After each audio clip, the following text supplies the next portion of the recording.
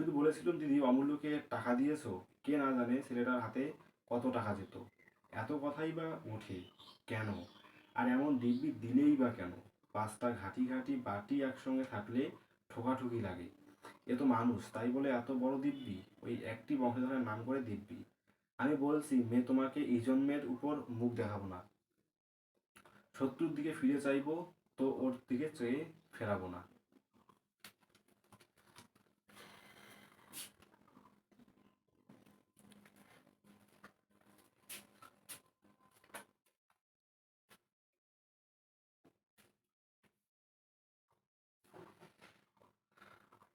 The astrologer set up this business, spreading out his equipment like a dozen cowrie shells, a square piece of cloth of obscure mystic charts, palmyra writing, and a notebook.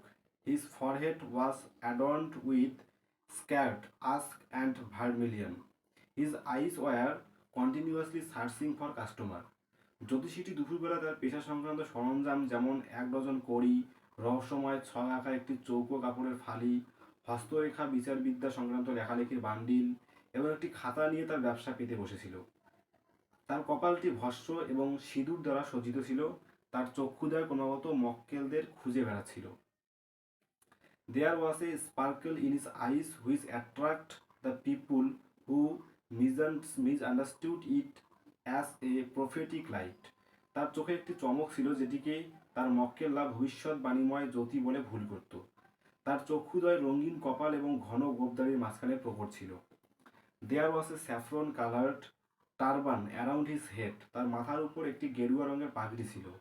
People থ্রোনড around him as বিস two Cosmos or dahlia স্টাক্স। মানুষ তার দিকে আকৃষ্ট হতো যেমন মৌমাছিরা